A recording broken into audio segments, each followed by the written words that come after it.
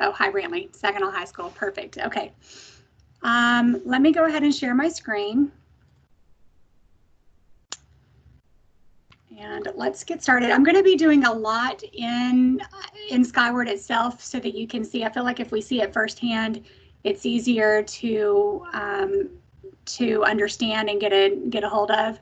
But before we do that, I wanted to talk about all the different ways that an employee can clock in and clock out. At your campus, there's a kiosk, okay, and that's just what that is an iPad. It's dedicated just for True Time. It's set to the True Time quick entry page, which allows them to just put in their access code. So they don't even have to log in with a username and password. It's simply a 4 to 6 digit code that they have. If they don't have it, they can contact myself. They can contact Julia Wolf or Alfonso Perez at the front desk, and they'll be able to get that access code. But that's just a really quick way for them to go in, type in their numbers, and clock in, clock out. I'm going to show you what that looks like here in a moment. They also have the capability of putting a widget on their dashboard inside of Skyward. So if they are used to going straight to their computer, logging in, I mean, if they're at the front desk, some people don't have a laptop readily available to them or a computer, but we can get a little widget on their Skyward dashboard. Again, I'll show you what that looks like in a moment.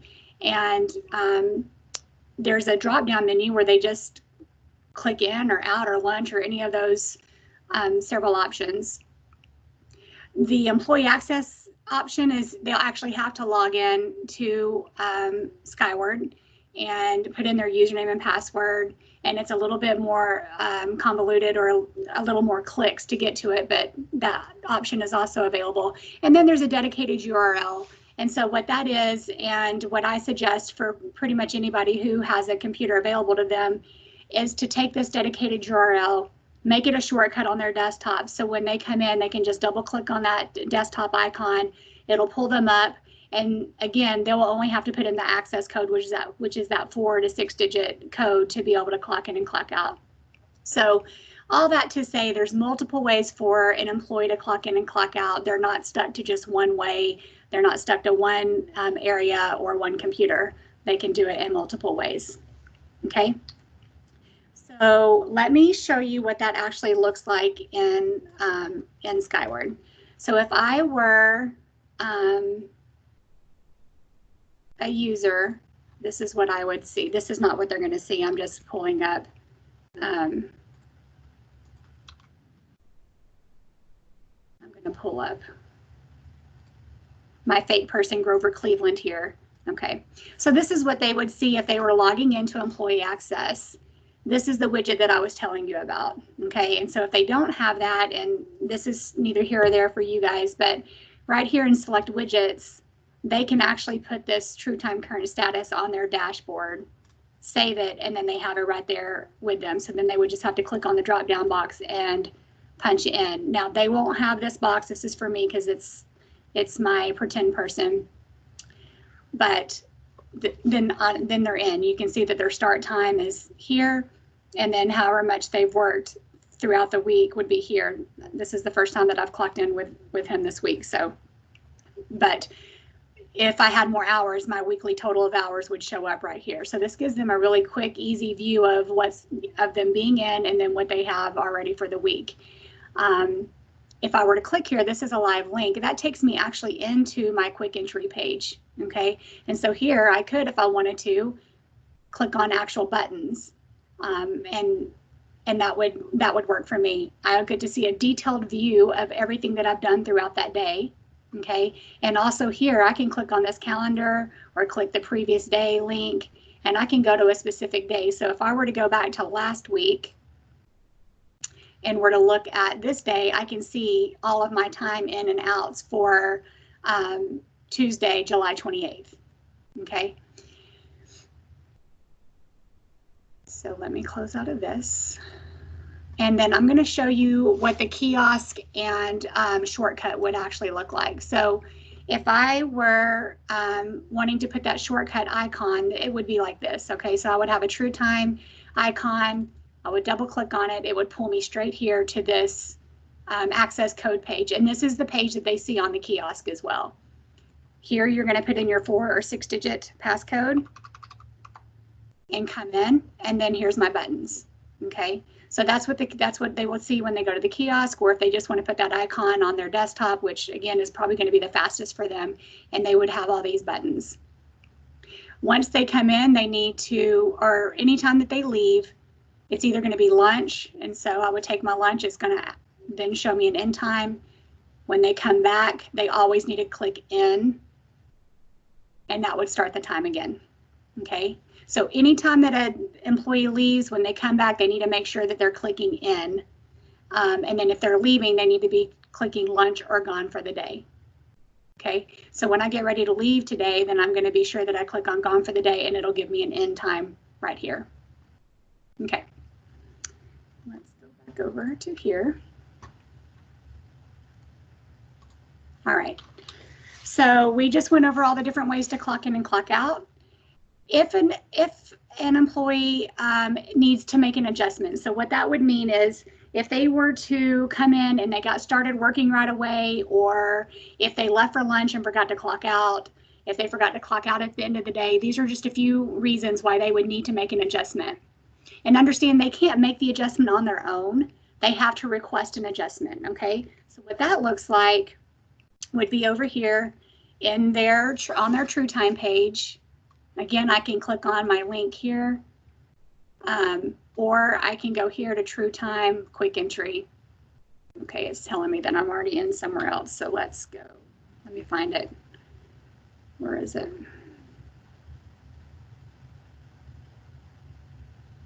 Well, let me just close it and log back in. So I could either go True Time Quick Entry, and that would take me here to that same page that we looked at just a moment ago. Okay, so if I want to make an adjustment, then all I would need to do is choose the day that needed the adjustment. So let me go back to today. And let's just say I did not start at 3:09 today. I actually was in at 7 o'clock. So I'm going to highlight that. I'm going to click on Edit Notes. Okay, so you can see I'm putting it on the correct time, and I can say, forgot to clock in, actual time, 7 a.m. Okay, and so when I train with the employees, I let them know they need to be as brief as possible, but they need to be sure to put the specific time so that you as an approver know what to adjust that time to. I'm going to click on Save, and now I have a note here, and it will be on your side now as an approver. You'll be able to go in under my name and see that I've requested an adjustment. Now, the downside of this is you're not going to be notified. You're not going to get an email. There's not going to be any type of notice. You actually have to go and find it. So to me, that's a little bit of a weak point as far as the approver process goes, because you don't actually see or you don't get notified of that, but it is there. So I'm going to show you what that looks like or where to go here in a moment. Okay, so again, I can make all of my adjustments, and my goal as an end user or as an employee is to be sure that by Friday I have all of my adjustments requested. So whether that be I'm making a note on a sticky note throughout the week if I've messed up my time before, or I can go in here every day if I need to and make an adjustment. Now, hopefully your employees are not having to go in every day to make an adjustment, because that's making your life harder. So, you know, that's probably a training issue or a campus decision, just to, you know, hone into them that when they come in, they need to clock in, leave for lunch, click on the little lunch button, and so on and so forth, so that you're not having to make as many adjustments on the back end. Regardless, they need to make all of their adjustments by Friday at the end of the school day. So when they get ready to leave for the day, when they clock out, all of their adjustments will need to be made, so that you'll have time to go in and make those adjustments. Okay.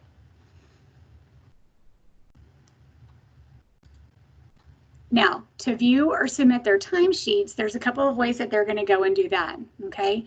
So again, here, and they can either click here on the link and they're going to go to view submit timesheets right here. So if that's what they want to do, they can see their timesheet page, or they can go here to True Time, the My Timesheet section, and click on Unsubmitted. Theoretically, they should not have more than one unsubmitted timesheet because they're supposed to submit their timesheets each week. I have a couple in here because I wanted to show you some examples of things on the approver side. But I'm going to show you, like for this week, let's look at the view the timesheet. And this is a notice that will always let me know if I'm under my 37.5 hours or over my 37.5 hours. Okay. So I just click on OK to ignore that. But this is what their timesheet would look like. It's going to break it down throughout the day, Monday, Tuesday, Wednesday, and then so on and so forth. And any adjustments that have been made by the supervisor are going to be down here. So as an approver, I've gone in and I've made the adjustments for my employee. And so now when they get ready to submit their timesheet, they can look down here and go, yep, all of those adjustments that I requested are made. Now I can submit. Okay. Okay. So this is where they would go to do that. Okay. This is just a timesheet example. I just showed you guys that. All right. So they have been also in their training, they have been told they are not supposed to submit their timesheets until two things have happened. Adjustments have been made, or if they have any time off requests out, that the ones that are for that specific week have been approved or denied. Okay, so if they have any outstanding time off that hasn't been approved for the week, or if an approver has not made an adjustment, they are not supposed to submit. The reason being, if they submit a timesheet and then you as an approver go in after the fact and make an adjustment, that timesheet now denies back to them. And it's back in their queue. They get an email that says it's been denied because they need to see if anything has happened to their timesheet. Okay, so that's just a safety precaution for them that, oh, there was an adjustment made, look what's happened to your timesheet, and then they have to submit it all over again. So then you have this back and forth match going on between you and the employee. So what I've told them is do not submit a timesheet until those things have happened. That when they submit to you, it's ready to approve and go over to payroll, and there's not any back and forth going on. Okay. That being said, we'll get into the flow in just a moment. Okay. So let's talk about you as an approver. Here's the timekeeping process. Employees clock in and out throughout the week. If they have an adjustment, they need to request that by Friday afternoon. And then you as an approver will make adjustments, any adjustments at some point on Monday, so that then the employee can submit their timesheet by end of day Monday. Once they've submitted all their timesheet, then you again, as an approver, will go in and approve it by noon on Tuesday. Okay, so the employees clock in and clock out, they request adjustments. All of those need to be in by Friday afternoon. From Friday afternoon to Monday afternoon, you as an approver will make the adjustments. By Monday, when they leave, they'll need to submit their timesheet, and then you'll approve those on Tuesday or by Tuesday. So you have some flexibility as to when you want to do that, but my suggestion is when you have your campus meetings or your department meetings before school starts, you iron out how you want that to look. So it can be at your discretion as to when you want that to happen. I talked to a principal the other day that it would be Friday afternoon, they need to make all their adjustments, and then by Monday morning, the adjustments would be made. So then Monday, when they got ready to end the day, they could submit the timesheet for the following or for the week prior.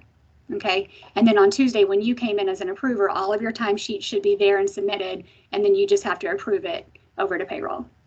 But you can kind of figure out how you want that to look. So how do you make adjustments as an approver? Okay, let's go and see that. I am going to go back into my person here, and I'm going to submit this timesheet so we can look at it. Okay, and I'm going to submit it. Yes, I want to continue. Save that. Okay. So then as an approver, this is what my page is going to look like. Okay. Under True Time, I have my supervisor access, my employees True Time, and then here for the timesheets, I have unsubmitted and unapproved in history. These are the main 4 that you're going to use. My employees True Time, unsubmitted, and we're going to talk about this button here in a minute. This is my nosy button. This is not anything that I need. There's no action that needs to take place in here. This is a look only button. Unapproved is an action, and then history is for you to look at some things, mainly comp time, and I'm going to show you that in a moment. Okay. So what can you have here on your dashboard? There's widgets for you as well. So on your dashboard, you can click on select widgets. And if I want to be able to see timesheets awaiting my approval, I click here, click on save. And now I'm going to have, let's see, it's going to be down here. I can move these, by the way. These are totally customizable to where you can do that. But so now I see that I've got 2 timesheets waiting my approval. Okay. And so all I have to do, because this is a live link, I can click on that and that's going to take me straight into my approval page, which is the same way of going here, True Time, unapproved. This is the same exact screen. Okay, but I wanted to show you that you could get that easily on your dashboard. The thing is, though, is this does not tell me if I have any adjustments. Okay, this just tells me that I have timesheets out there. Adjustments, which is what we're talking about now, you're going to go to True Time. Under Supervisor Access, you're going to click on My Employees True Time. You're going to have a list of all of your employees here. I just have my 1 per 10 person Grover here, but most of you are going to have at least, for elementary schools, they're not as lengthy, but for middle school and high school, your list is a little bit larger. Okay, and so I suggest that here on your view, you want to change that to adjustments by name. And the reason being is because I can easily look here and see any adjustments that my employee has made. I can also go here and see who was it adjusted by. I know that if my name is not here, or whoever you have approving the timesheet, if my name's not here, this is a new adjustment that needs attention. I need to look at it. Okay, so I'm going to drop down the arrow next to Grover, and then I'm going to work week totals is where I'm going to go to be able to make those adjustments. So I'm going to drop down that box. It's always going to default to current week. Okay. And then I'm also going to look at my adjustments to be read. Now this is a lot of information and I don't like that it's crowded like this. So I'm going to show you what to do, how to keep this cleaned up in a second. But what I really want to look at is here. It says set on 8/5, which is the one that we did today. I'm going to scroll over and I can see they said they forgot to clock in. Actual time is 7 a.m. Okay, so I know on 8/5. I'm going to come back up here. Here's 8/5. I'm going to click on it and that takes me into the edit page. Okay, so let's talk about that real quick one more time. We're in True Time, My Employees True Time. I'm going to need to make an adjustment. I'm going to drop down, make sure I'm under work week totals, and I'm going to click on the date that needs to be adjusted. Okay, and I know that it needs to be adjusted because here it says on 8/5, forgot to clock in, actual time 7 a.m. Going to click on that, wrong date, 8/5. And I'm going to come in here, edit the existing time. I'm going to change that to 7 a.m. Okay, guys, you don't need to put any colons, okay? And you can, to go to one box to the next, you can hit the tab key. And because this is AM, I need to make sure that I change that, okay? This is very important that you be sure that you're changing the AM to PM in order to read correctly, because you'll get an error message. If that were PM, it would try and say you can't have a start time that's later than the end time. So just be careful or be mindful of if that's saying AM or PM. The end time did not need to be adjusted, so I'm just going to click save. Okay, and so now that's changed. Let me show you, now that we've done that, let me show you what it looks like on the employee side. Again, you're not going to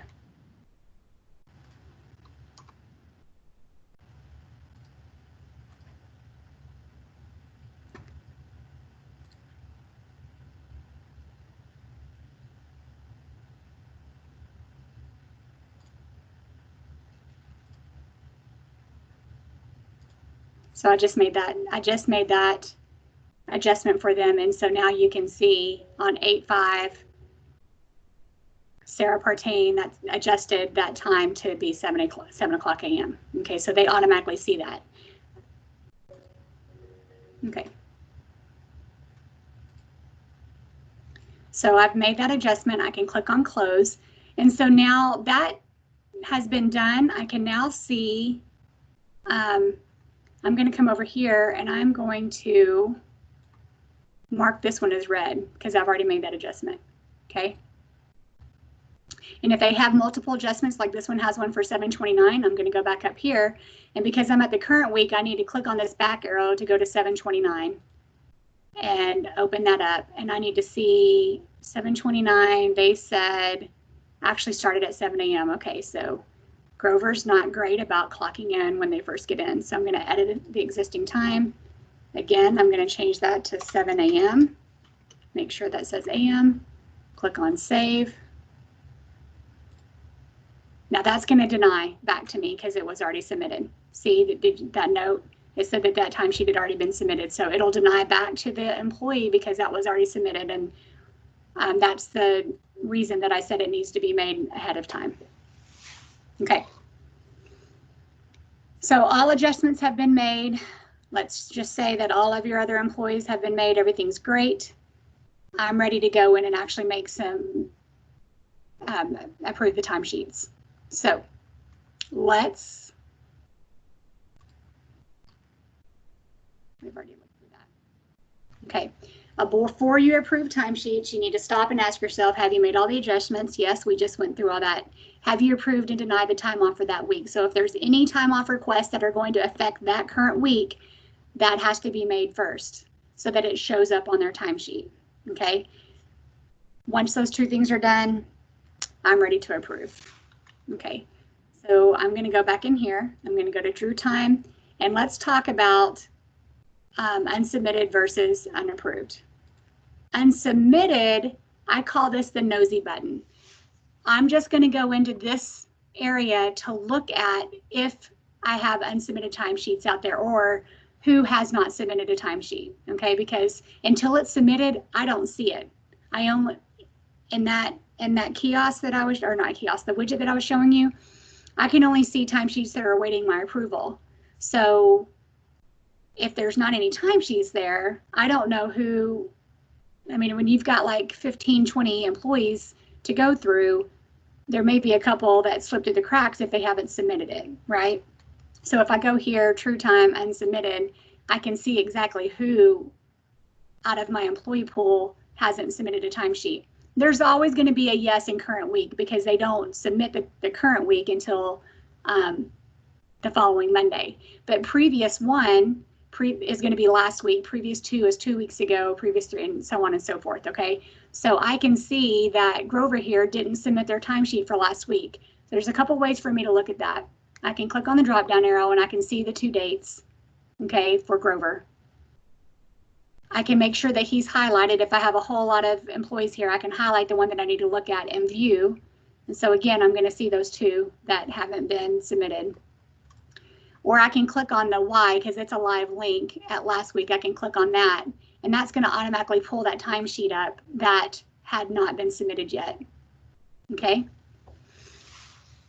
So while we're here, well, we'll get through that in a minute. If I submit from here, this completely takes it away from my employee, okay? Because they haven't submitted it.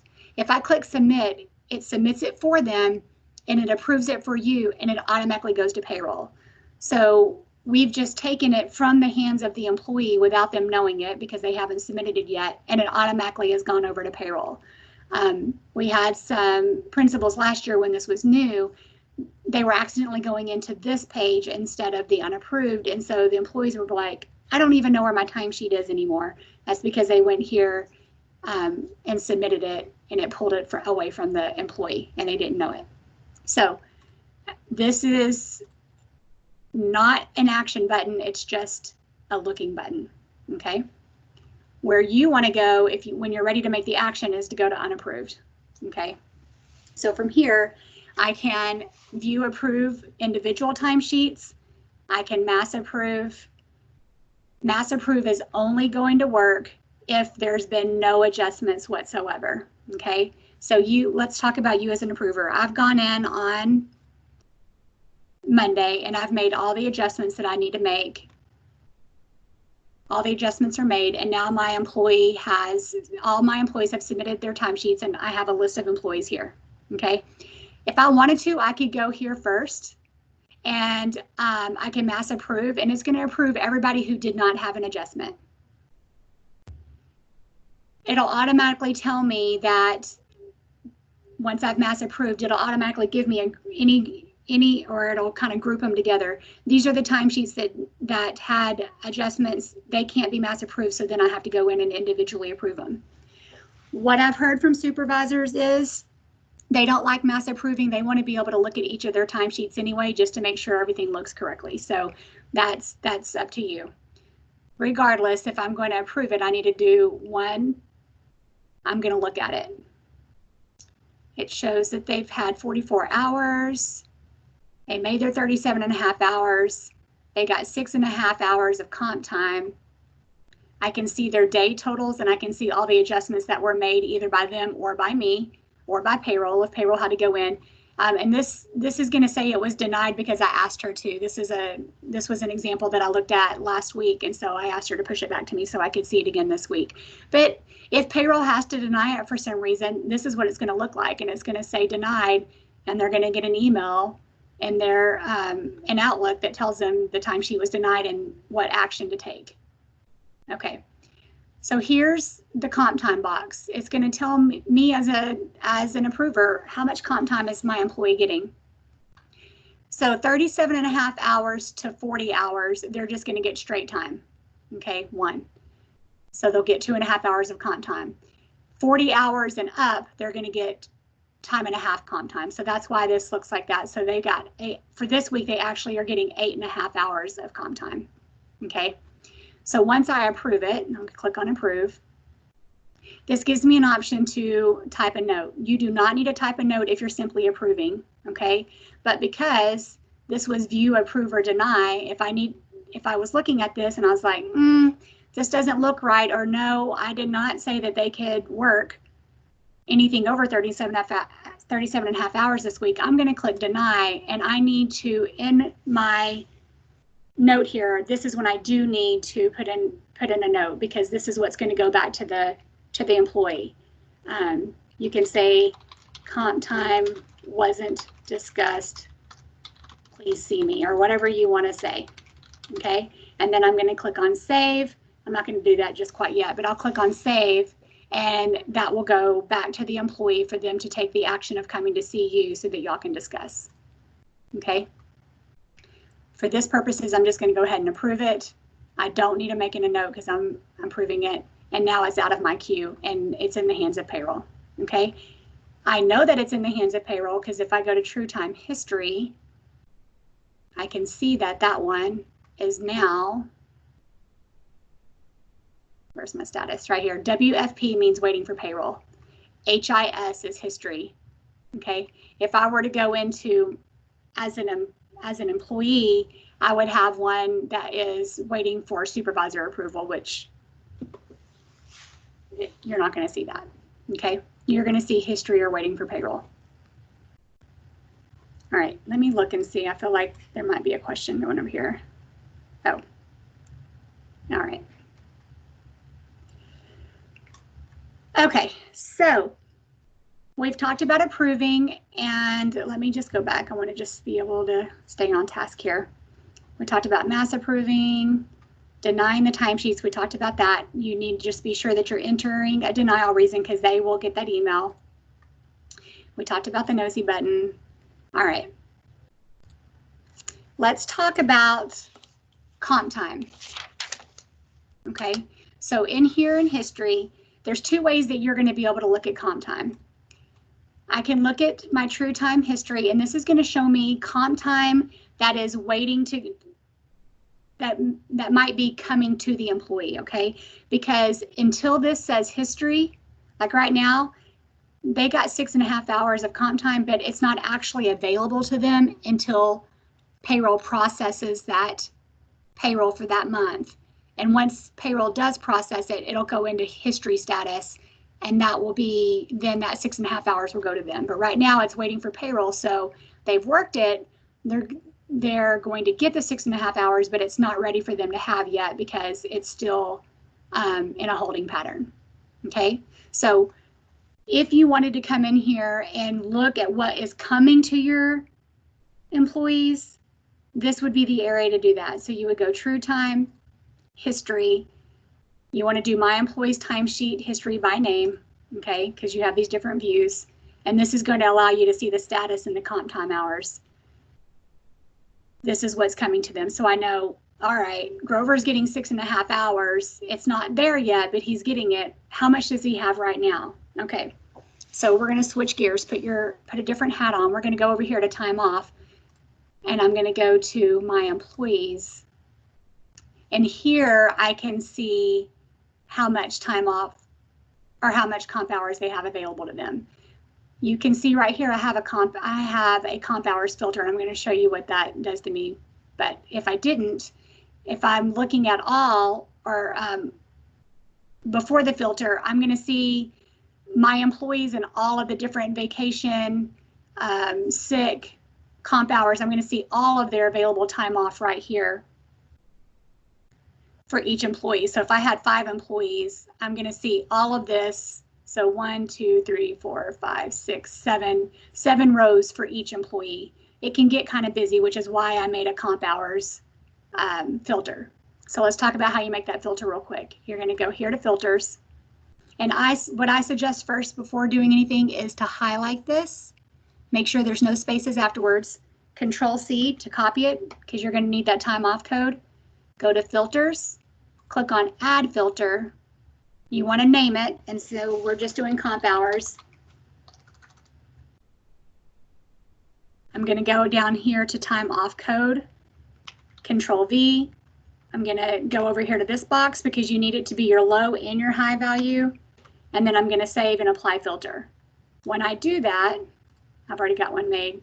I will now have that filter in my drop-down menu, and I can click on comp hours. And now I only see one line. And if I had 5 employees, it would just be this one comp hours line for all of those 5 employees. So then it's not so convoluted when I get in here to look. I can just see, oh, comp hours for everybody.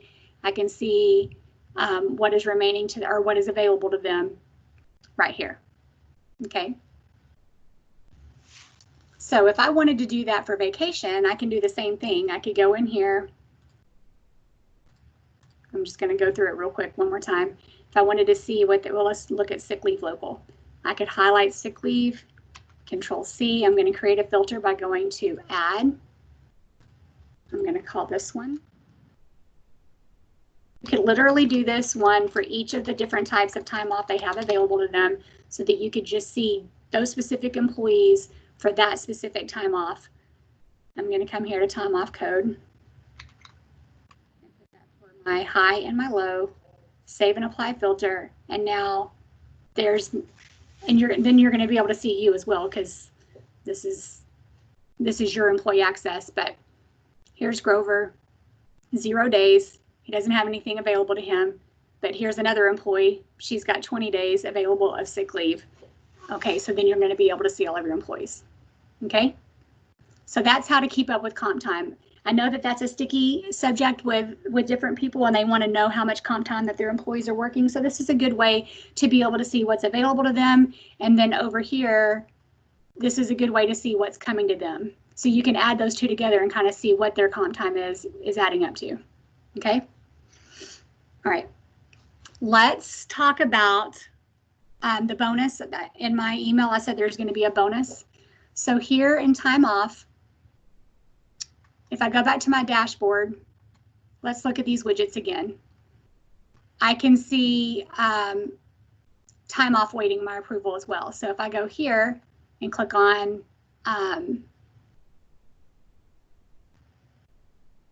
save, now I'm going to have time off waiting my approval.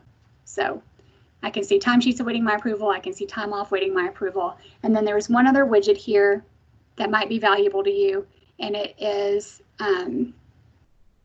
my employees' time off per week. So I can click on save, and come down here. And this is a chart view. Not many people really use this because it's not something that they want to look at. So I would not, that's not one that you really need to have on there, but I can click on that, and that's going to take me to my time off approval and denials, okay? Or my employees' time off. So again, I don't feel like this is something that you really need to have on there because it's just a chart. So I'm going to go ahead and take that off. If ever that gets crowded and you don't want it on there, just unselect it. Okay. Another way to easily, like for example, timesheets awaiting my approval. I'm going to be going here all the time. I'm always going to be going once a week to True Time, my employees' True Time, to make the adjustments. I need to make that a favorite. Okay. So you can click on here, you can go to favorites, add my employees' True Time to favorites, and I can change that. I can change that to say True Time adjustments. So it's something that I want it to look like. I'm going to click on save. And so now if I go back home and I'm looking at my favorites right here, I can see that there's True Time adjustments. Just click right there on my home page and I've gone to my adjustments page.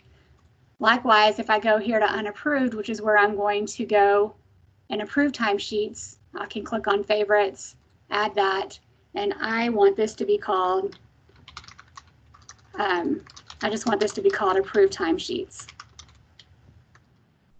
Click on save. Okay, so now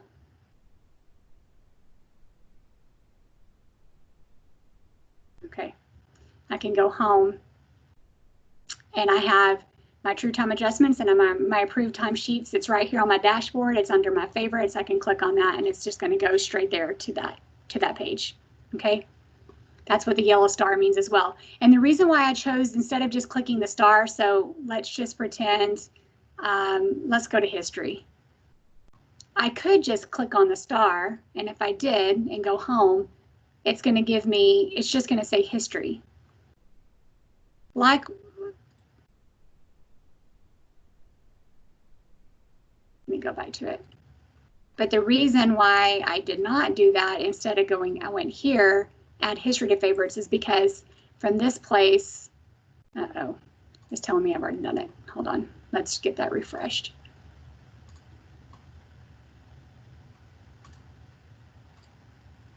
I can actually rename it, and I can if what's going to make me understand what history is comp time amounts, I can name it that. So this is just a way for you to be able to quickly look at it and go, yes, that's where I want to go because it's something that I recognize, if that makes any sense. Okay, I'm just going to close that without saving. So those are a few helpful tips. And so then let's look at this really quickly. This is my last bonus for you. If I go to time off and I click on my employees, time off, and click on my approvals, okay, this is where you're going to go and approve and deny time off requests. But what I really want you to look at is this little button right down here that gets overlooked that's called calendar. I'm going to click on calendar, and then I'm going to come up here to calendar options, and I'm going to say display my employees' time off. And either I can say only employees that report directly to me. So if I am a supervisor that has 2 levels underneath me, I may just want to see ones that report directly to me. Or if I want to see everybody, then I would click on all employees under me and then display time off of employees I oversee. So make sure these 2 are checked. And then I'm going to click on save. This is going to be like, you're not going to be able to see the benefit of that if you're doing it, if you're walking through that with me right now, which I don't know if you have your computer up, but then I'm going to see the date and I'm going to see every employee that has requested time off for that day. For principals specifically, this is going to be a huge benefit to you, because you'll be able to take any given day and see that there may be 7 or 8 names on here, and you're like, okay, whoa, I can't approve any more time off for that day because look how many people are already off. Okay. I should get a screenshot that shows that, but I'm not going to be able to see that. Let me do this real quick. My boss is not going to, I don't think he'll mind if I show. Let me go here. I've asked him before if I could do this. So if I go here and look at his time off, my approvals, and I'll look at the calendar. See, I know on the 9th, all of these people are taking off because he went into calendar options and he selected those things. And so now I can see who's taking off on what day. And I can then, I mean, even into the next, I can look at and I can print that off and I'll know. Okay. Oh, this is from 2019. Oh, that's because the new calendar. Okay. Anyway.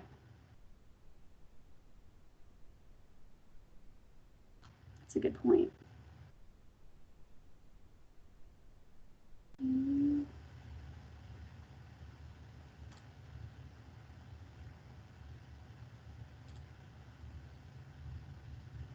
Okay, I'll look at that in a minute. Sorry, that was a squirrel. I'm trying to figure out why it's saying the 2019 calendar. Okay, so that is really what I had planned for the meeting. So if you want to unmute, if you have any questions, we can go through that right now. Oh, Sarah. Yes. On that, if you want to go back, I can show you how to change it real quick. For the current calendar? Yeah. Okay, hold on, let me go back in there. Okay, so I'm in time off. I'm going to go to my approvals and I'm looking at calendar. Okay, calendar options. Yeah, scroll at the bottom, click on, oh, it's not giving you a quick display. There you go. And change the plan to, 2021. And then you're going to have to click on there and now save. And then. Okay, so now it's showing me the correct year. Yeah, but you don't have anybody in there. Right, I don't. So I need to, and that's a good point, Stella. Thank you for showing me that. Brantley, if that's something that you want to do with your calendar, then you just need to make sure that you have the correct year up, or that calendar is not going to do you any good. So I'll have to, I mean, and Kirk knows how to do that. He probably just hasn't changed it over to the new year, but when you go there, click on display, but you want to make sure the correct calendar is showing, or the correct calendar year. Gotcha. Okay. I'm sure I'll have questions. I may have to kind of get in there and click around some stuff. And is it okay if I email you questions later? Absolutely, absolutely. And I apologize. I kind of was all over the place. It's different. It's getting used to being in Teams and not in person, because I normally do this training in person. So sure. I hope you found it informative. Yeah, I did. I do have one specific question just for my brain. So 37.5 hours to 40 hours is not 1.5 time. So if it's 39 hours, they're only getting straight time for that, straight comp time. Okay. And by straight time, I mean they're only getting that times 1. Right. Got it. Yeah, I appreciate it. Like I said, I may have to make sure that I have it, like get in there and mess around, and then I may have to email you a little bit. No, that's fine. And Brantley, I will send you an email that has all of this with the PowerPoint presentation, so you have it just to kind of go back over. Perfect. And then also have it in written form. So I'll send you that as well.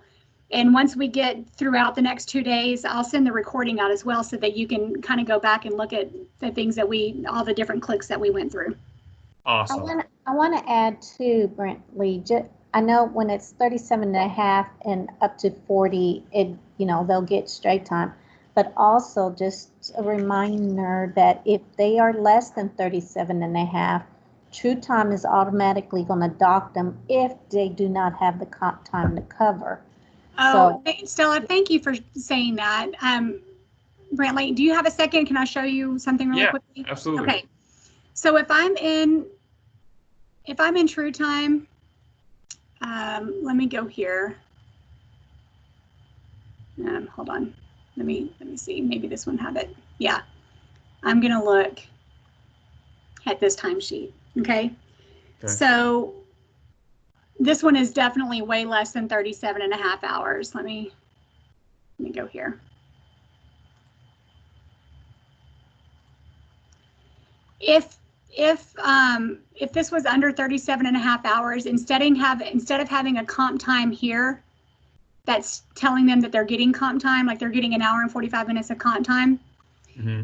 If they were less than, they would come down here and there would be, you know, Monday, Tuesday, Wednesday, Thursday, Friday, there would actually be a box here that says Saturday, and it would put comp time as the note. It would say comp time, and it would show how much comp time is being pulled from them in order to make this 37.5 hours.